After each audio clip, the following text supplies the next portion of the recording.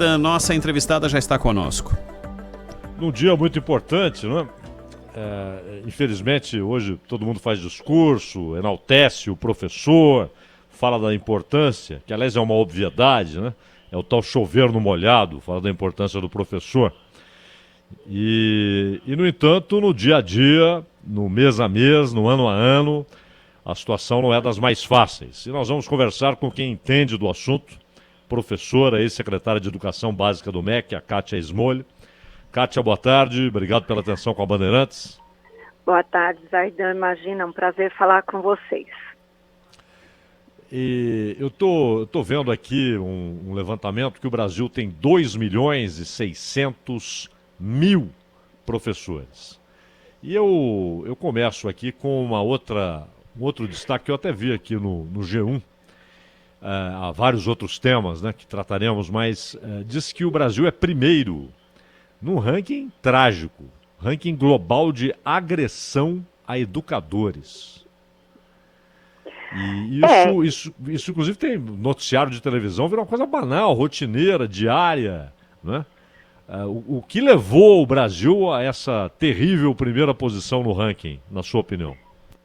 Eu acho que nós precisamos entender que há uma série de fatores, né?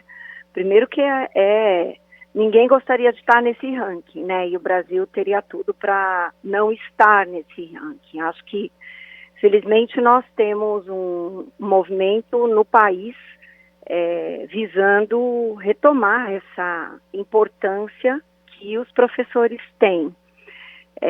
Nada substitui o professor, né? E acho que é um longo histórico que nos fez chegar até aqui, de desvalorização da carreira docente, que vai não só pelas questões salariais, mas até pela própria forma como a sociedade olha para o professor como se ele fosse um profissional como outro qualquer, e não é, né? Porque todos os dias, pelo menos 30 crianças, adolescentes ou jovens, adultos estão com os professores, né? Acho que existe um movimento do Brasil para recuperar essa imagem do professor.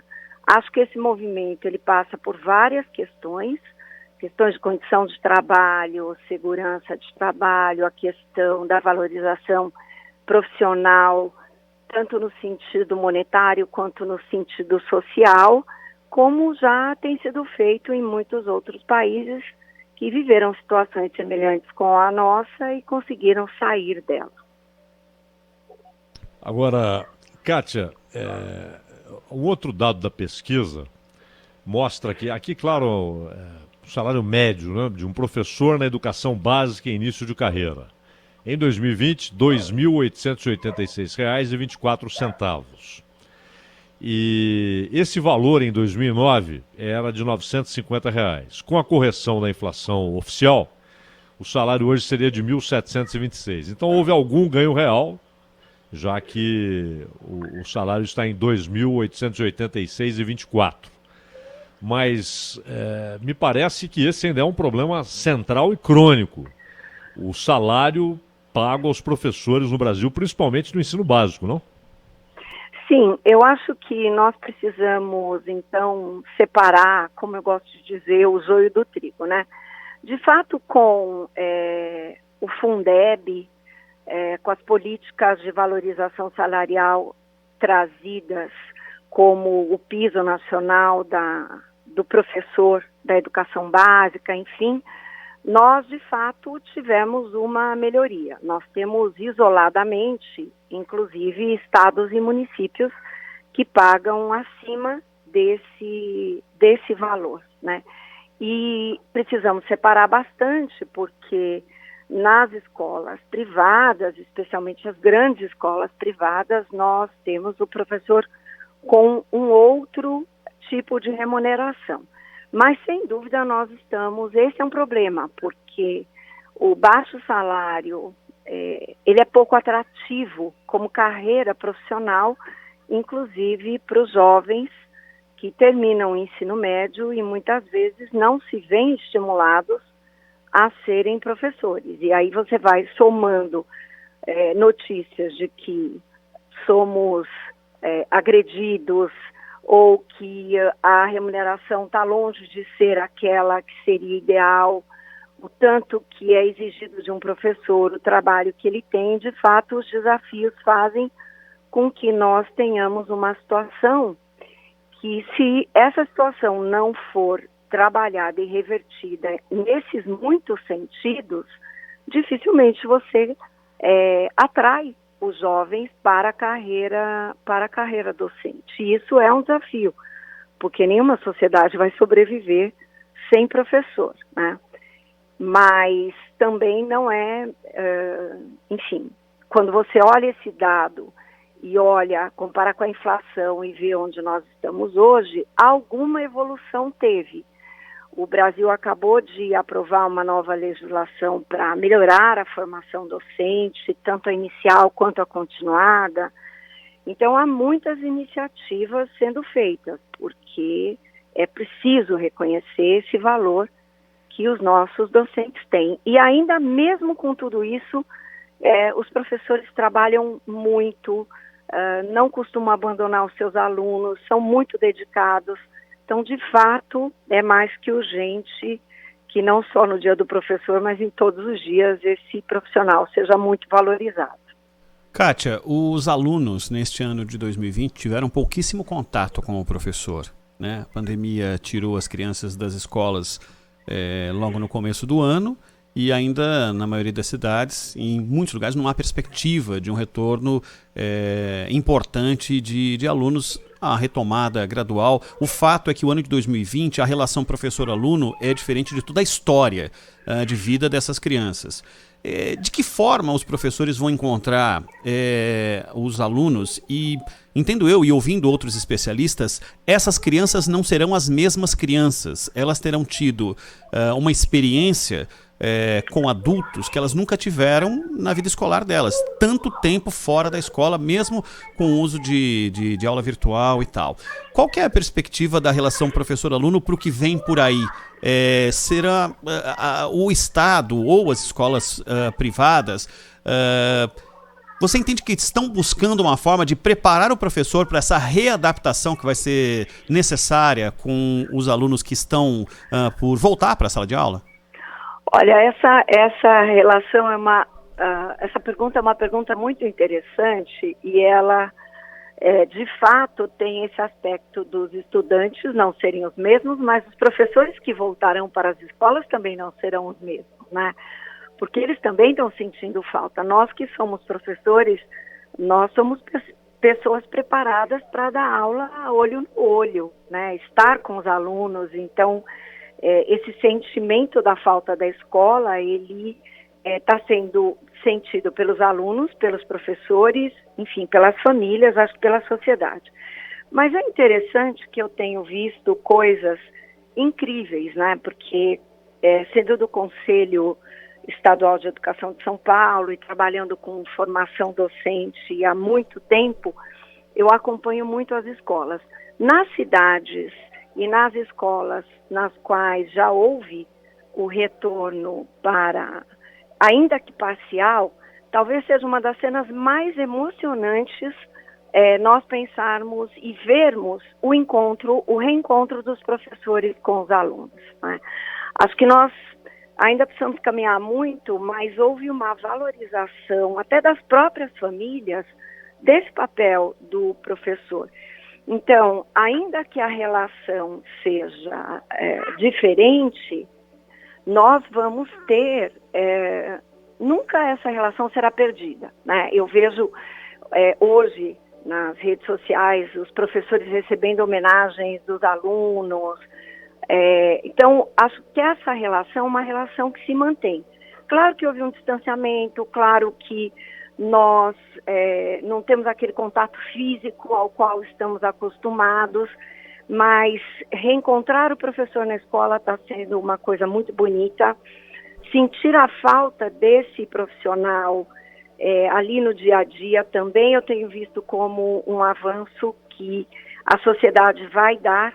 Então, nós todos seremos diferentes. Acho que na relação família escola, professores alunos, alunos com a própria escola e os próprios professores que, sem dúvida, nesses 6 meses, quase 7 meses aí, aprenderam coisas que em anos, né, não tinham aprendido antes no que diz respeito à tecnologia e todas essas outras coisas que precisaram aprender. Uma parcela importante, não precisa aqui chover no molhado, dos professores ganhar muitíssimo mal, como destacou o Cláudio Zaidan, mas ao longo da vida e contato que eu tive em eventos com professores, eu sempre percebi professores de escolas privadas e de escolas públicas muito ávidos a aprender. Qual é o perfil do professor hoje, mesmo o que ganha muito mal, da escola pública principalmente? São profissionais que, mesmo nessa situação inglória de ganhar mal e ter que formar jovens, né, para a vida, eles estão com vontade, com disposição de aprender, de ter outros cursos, de ter algum tipo de oferta de conteúdo que extrapole o horário simplesmente da relação professor-aluno? Olha, eu acho que professor tem um diferencial que é assim. Você olha e diz assim, puxa vida, é muito trabalho de final de semana, eu tenho tanta coisa para fazer, eu tenho prova para corrigir, agora eu tenho que gravar vídeo, estou trabalhando em dobro, mas a hora que ele olha no olho do aluno e o aluno aprende, não tem nada que seja mais importante que isso. Eu acho que só quem viveu essa experiência de ser professor sabe o que eu estou falando. O tamanho do prazer que você tem de alfabetizar uma criança, de ver que uma criança aprendeu história, geografia, que se encantou com a arte, que conseguiu superar, às vezes, desafios corporais na aula de educação física, fazer um pensamento diferente em filosofia. Então, essa sensação, ela é uma sensação muito mobilizadora. E o professor é muito comprometido, e ele sabe que aprender na profissão dele é para a vida toda. Então, de modo geral, a maioria maciça dos professores tem esse desejo. E aí ele não se importa. Eu fico impressionada com essas lives que eu tenho visto. Eu acho que tem uma coisa que eu digo que se essa pandemia trouxe um benefício, foi a generosidade do conhecimento, porque de repente professores no Brasil inteiro que que não teriam às vezes nem condição de ouvir determinados tipos de palestra, estão tendo acesso a isso todos os dias, de muitas formas diferentes pela internet. E eu fico impressionada. Você faz uma live, você tem 2.000, 10.000, 5.000, 3.000 professores assistindo. E isto é desejo de saber mais, isto é desejo de fazer o seu melhor, isso é desejo de continuar fazendo com que mais alunos aprendam. Então, essa mobilização de responsabilidade, eu estou aqui e eu tenho que fazer o outro aprender, ela é uma responsabilidade com a vida, né, com a mudança.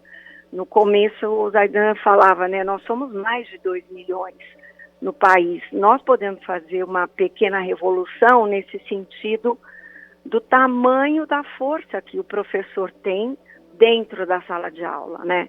Com os seus alunos, fazer com que todos aprendam. Então, esse desejo mobiliza os professores. Por isso que nós precisamos ser muito respeitosos com as coisas que nós falamos a respeito dos professores, né? Às vezes as pessoas dizem, os professores não gostam, os professores não querem. Eu falo, gente, isso não é verdade. Eles querem muito, se dispõem, às vezes sábado, domingo, para na segunda-feira estar na sala de aula de novo. Então, é um grupo muito mobilizado mesmo para a aprendizagem. Ô, Kátia, para encerrar da minha parte, você foi secretária de Educação Básica do Ministério da Educação e a gente já ouviu muita gente dizendo, olha, o que o Brasil destina para a educação não é desprezível, inclusive em termos de percentual do PIB e também em termos absolutos, ou seja, o dinheiro que vai para as escolas. Mas dentro do próprio governo, muita gente diz que o problema é que grande parte do dinheiro vai para a educação superior. Inclusive, chegam a afirmar que o MEC virou o Ministério da Educação Superior.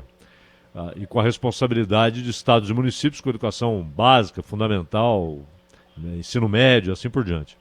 Uhum. O que é possível fazer? Falta dinheiro ou o dinheiro não é bem gasto, não é bem distribuído? E em relação a outros problemas do ensino no Brasil, o que o MEC pode fazer que não faz, na sua opinião?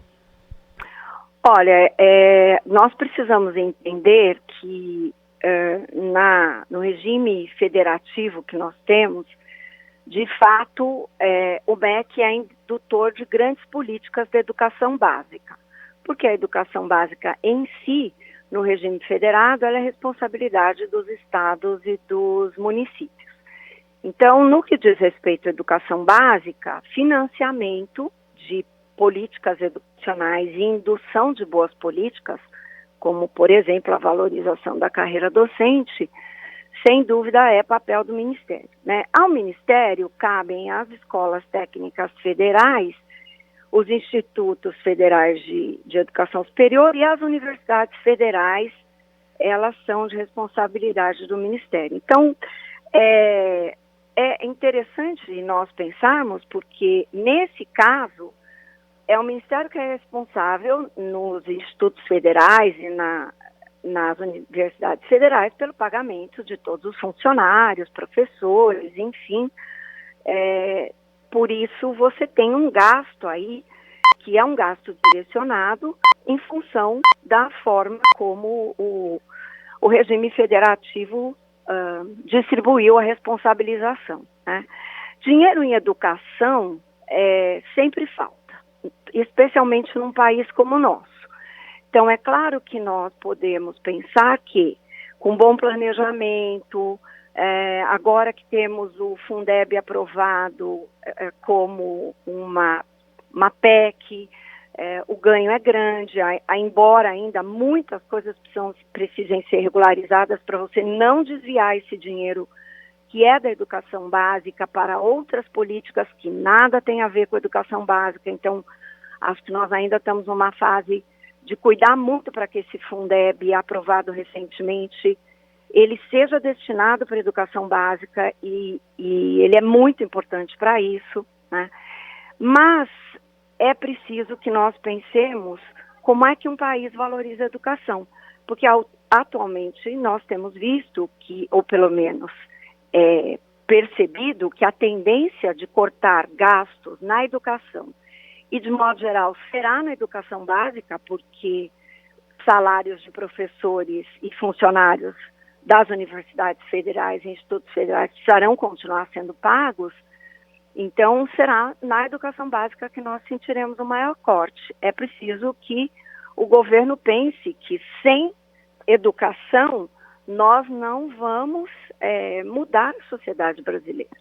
Então, as verbas precisam ser bem usadas, mas elas precisam ser adequadas para o tamanho dos desafios que nós temos, especialmente considerando esse período de pandemia, né?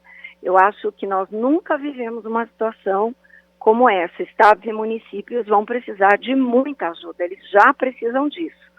Então, é papel do Ministério da Educação, de fato, planejar formas de apoiar para que os nossos estudantes e os nossos professores, especialmente das escolas públicas, tenham essas perdas por esse distanciamento tão grande diminuído, né?